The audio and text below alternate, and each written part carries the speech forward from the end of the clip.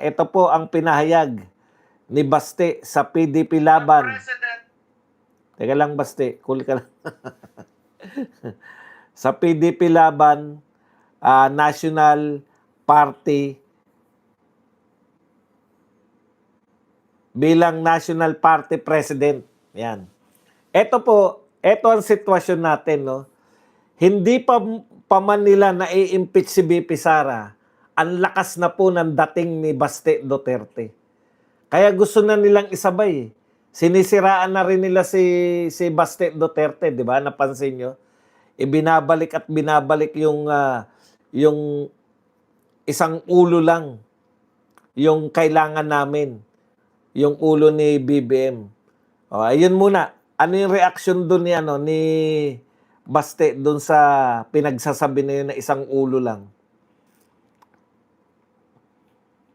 Maganda kay Baste na natin marinig yung sinasabi nila na yan. Ito po, pakinggan po natin ang magkasunod na video ni Baste Duterte. Yan. Hindi na po nila ma-ignore yung popularidad ni Baste Duterte. Yan yung problema nila eh. Ang problema po nila, hindi pa po nila na i-impeach yung ate. Meron na kagad kapalit.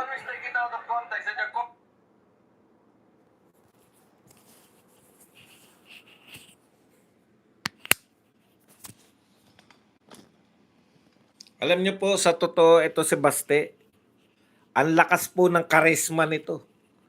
Sa mga rally po ng Maisog, grabe. Alam namin kung si Tatay Digong na yung magsasalita kasi tutunog na si Freddy Aguilar na, ikaw ang pag-asa. Pero si Baste naman, alam namin na nariyan na si Baste pag nagtilian na yung mga kababaihan.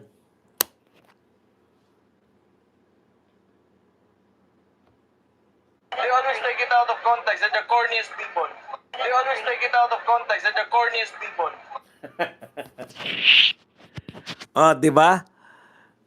Out of context, they always. Ano yung sinabi niya? Lagi nilang ina-out of context yung mga sinasabi ng mga Duterte. At sila po ang mga corniest people. The president can threaten.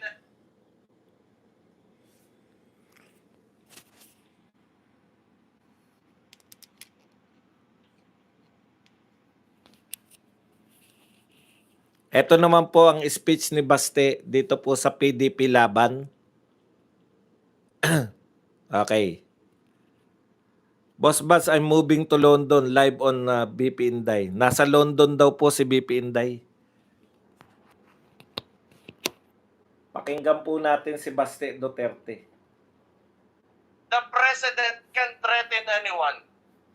Tingnan nyo, walang natitira. Dalawa nating senador, isa nating senador, kinulong nila. Our guest candidate during the midterm elections, Rodante Marcoleta, just because he wants to open the Blue Ribbon Committee on Flood Control, anong ginawa sa kanya? Do we even have freedom at all at this point dito sa bansa natin? The president can...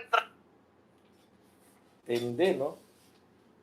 May dating talaga to si Baste.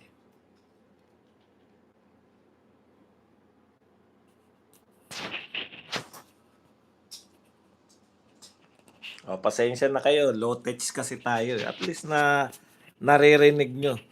Okay. Yan po ang sinabi, binanatan po ni Mayor Baste. Ito pong ginagawa sa kanila na inuubos unti-unti ang mga kaalyado ng mga Duterte. Tignan po ninyo. Inihalimbawa niya si Senator Marcoleta. Tama yun eh. Si Senator Marcoleta na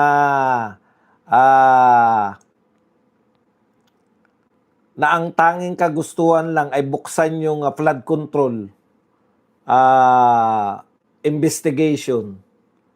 Siya po yung nakakulong ngayon. Wala po, kahit po lahat na nag-akusa sa kanya, wala pong akusasyon na ninakaw niya, na magnanakaw siya. Ang tangi po nilang akusasyon, hindi niya dineklara yung kanyang campaign contribution, no? Sinabi po ng COMELEC na wala po nilabag si Senator Marcoleta. Kaya yan yung halimbawa niya, iniisa-isa sila. Tapos, kaya nga sabi ni Baste Duterte, hindi tayo titigil hanggat hindi tayo nauubos. O ngayon naman po, pagkatapos po maipakulong si Marcoleta, kaya po dapat binuboto po natin yan si Mike Defensor, to si Jinggoy Estrada, boto rin na po natin yan. No? Lahat po ng mga Duterte, lahat po ng endorse ni BP Sara, iboto po natin yan para po wala nang kalusot-lusot. Wag na po yung mga manghuhudas na yan para po makita nila. Ito lahat naman to, katarantaduan lang tong impeachment na to. Isa lang po ang gusto nila talaga dyan. At alam na natin yan lahat. Ang tanging gusto nila dyan sa impeachment trial na yan, matanggal nila bilang kandidato si BP Sara. Bakit po? Kitang-kita po. Oh. Ginawa na nila. First time lang po itong ginagawa ng mga survey. Humahanap talaga sila ng mga kombinasyon. Hindi lang po sila, dati po ang survey lang, ang tanong lang dyan, kung ngayon magaganap ang eleksyon, sino iboboto mong presidente, vice president, at mga senador. Ngayon po, kakaiba na. Pinagtatapat nila, kung dalawa lang ang tatakbo, si Tulfo lang at saka si Sara Duterte, sino iboboto mo? Kasi po, naghahanap sila, yung nagpapasarvey niyan, gusto nilang makita yung kombinasyon kung pwede po ba na si BP Sara ay may tumalo sa kanya. So, tinatapat nila kay Lenny, talo si Lenny. Tinatapat nila kay Tulfo, talo si Tulfo. Susunod na ano niyan, na kombinasyon niyan, iko-combine naman. Oh, pag nagsama si Lenny at si Tulfo, gano'n naman yan. Talo pa rin kayo kay Sara Duterte. Pero, gano'n na nga, ang dami nyo na nga ginagawa na paninira kay Sara Duterte. May impeachment pa. Pero kung sakali nga po, di ba? Nakita nyo po kung paano po mag-speech yan si Baste Duterte. Parang tatay niya po yan. Kaya yung sa tingin ko dyan, kahit sino i-combine nyo kay Baste, Vice President, kung sakali lang po na natuluyan po si BP Sara na convict nila. Baste Marcoleta o kaya Baste Bongo, Baste Robin Padilla, panalo pa rin po landslide. Nakita na po yan ng mga Duterte. Mahirap po yan kung maghihintay sila na ma-impeach muna, ma-convict muna si BP Sara bago sila mag-promote ng kapalit. Ito po, hindi. Hindi pa po nagsisimula. Nagpresidente na po ng PDP laban si Baste. Hindi pa po nagsisimula yung impeachment. Siya na po yung pinuno ng rage. Iba't ibang koalisyon. Pumuporma na po sila. Yung kapalit po ni BP Sara. Katanggap-tanggap na po sa amin yan. Huwag lang kayong mabalik sa pwesto. Alam niyo po, pinakamasama pong gagawin natin. Pag na-convict si BP Sara, iboboto natin yung kakampi ni BBM. Yung nagpakulong kay Tatay Digong, yung nagpa-impeach kay BP Sara, yun ang iboboto natin. Wala na talagang pagkapag-apag-asa. Nasa atin pong mga Duterte supporter ang pag-asa ng Pilipinas. Opo, nasa inyo po. Hindi po ang problema kasi may mga nananawagan dito ng kung ano-ano tapos kayo manghihina. Ay, ayaw na namin kasi ayaw naman lumabas ng mga tao. Iba po yung panawagan ng paglabas at tayo po ang panawagan natin, ipapanalo natin sa 2028 ang Duterte. Kung ang sukatan nyo lang po ay people power, pag hindi nakapag people power, manghihina na kayo. tignan nyo rin po yung mga, kung ano po yung mga meron dun sa People Power 1 and 2. Bakit po gano'n na lang kadagsa ang mga tao? Sa People Power 1 and 2, kakampi po ng nag-People Power yung media. Kakampi po nila kalahati ng oligarko. May mga bumaliktad po na mga sundalo. Mga armed forces po nagbumaliktad. Dito po solid. Solid ang media para kay Marcos, solid ang oligarko para kay Marcos, solid ang AFP at PNP. Oh. Tapos yung mga anti-Marcos naman, panay nasa D at E, di ba? Yung pinakamahirap, ayaw kay Marcos. Siyempre, pagkain muna, hanap buhay muna bago rally. Dapat inuunawa natin yun.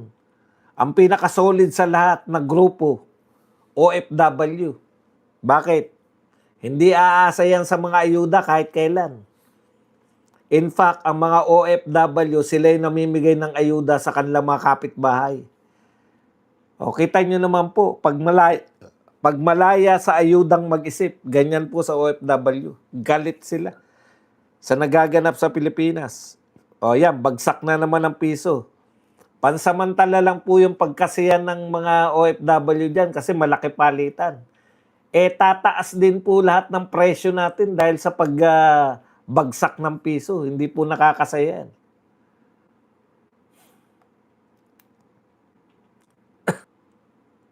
Yan po ang sinabi ni Baste Duterte.